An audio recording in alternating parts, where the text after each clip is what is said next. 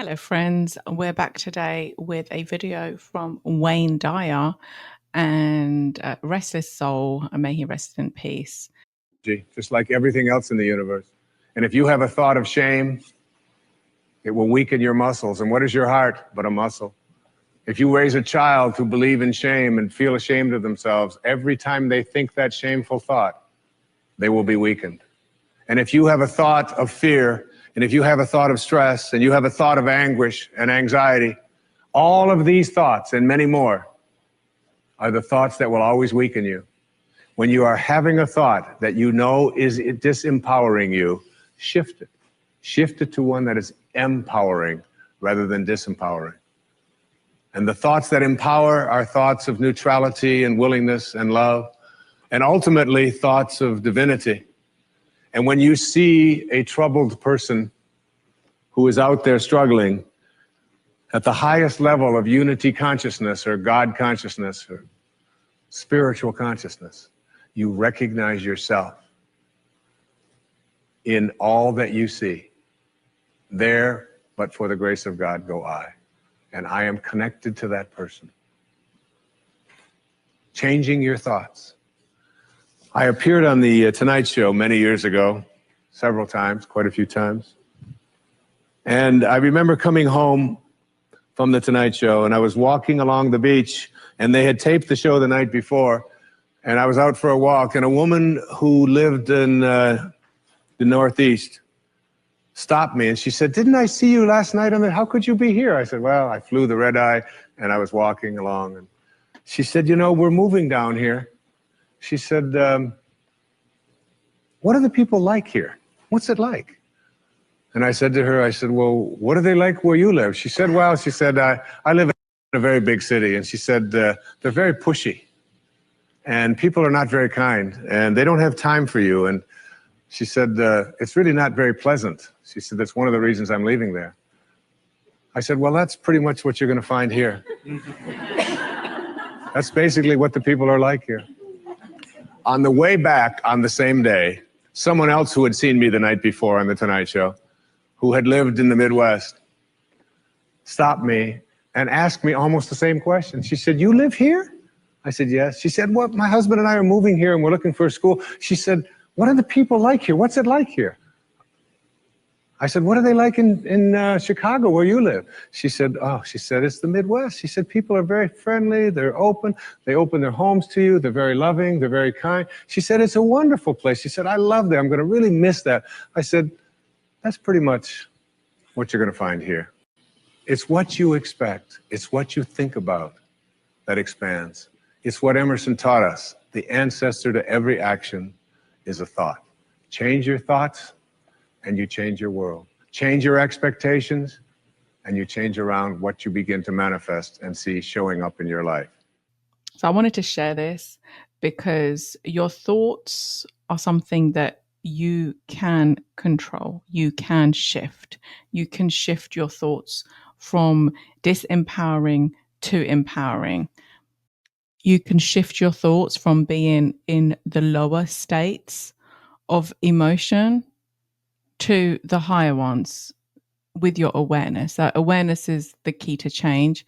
And so if you're feeling frustrated, if you're feeling disappointed, if you're feeling worried, if you're feeling insecure, unworthy down here, if you're feeling fear, those thoughts are not empowering to you.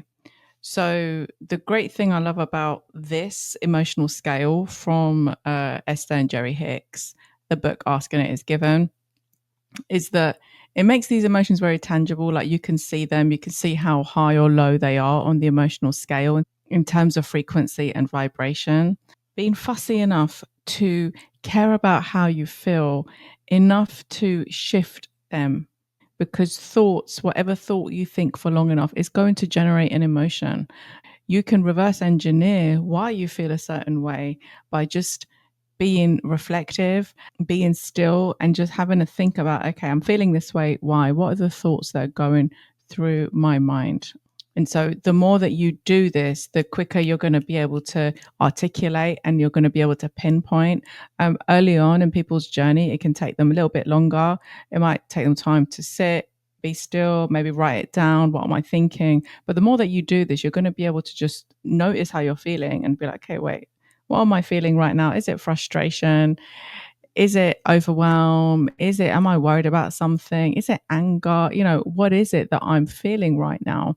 Is this emotion? Okay, what am I thinking? And then reverse engineering it to the actual thoughts and then choosing another thought, redirecting your mind to another thought, another perspective that can get you higher up here on the emotional scale.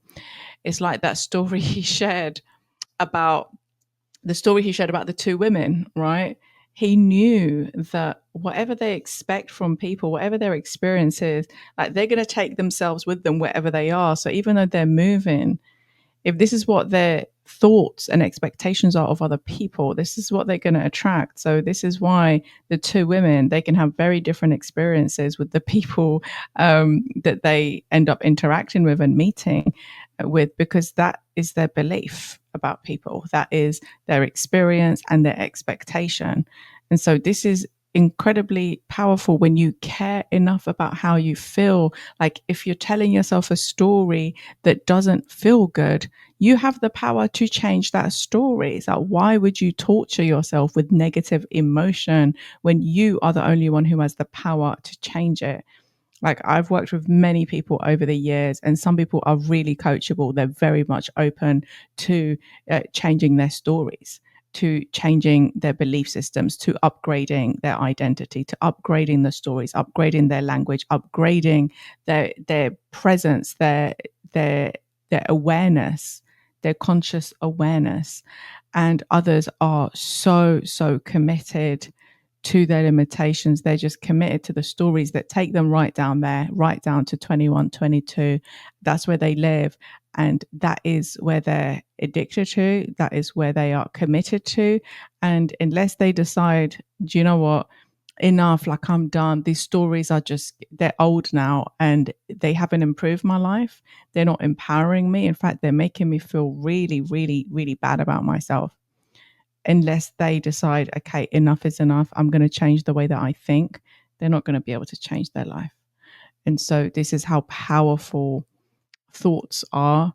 Your thoughts really do have creative power, and your words, a lot of the times, I can tell what quality of thoughts people have predominantly by the way that they speak, the language that they use.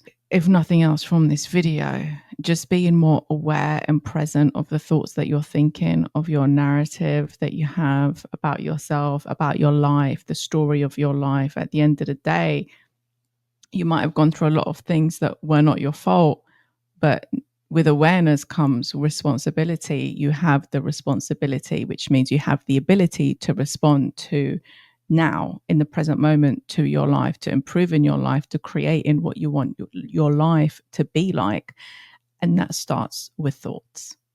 Let me know what you think of this video. Let me know if you're already on this journey, you're doing this work, how long you've been doing it for. If you're just beginning your journey, at the end of the day, it's about the willingness to think better so you can live better. If you like this video, please give it a thumbs up. If you haven't already subscribed, consider subscribing to the channel. You are welcome here. Until next time, lots of love.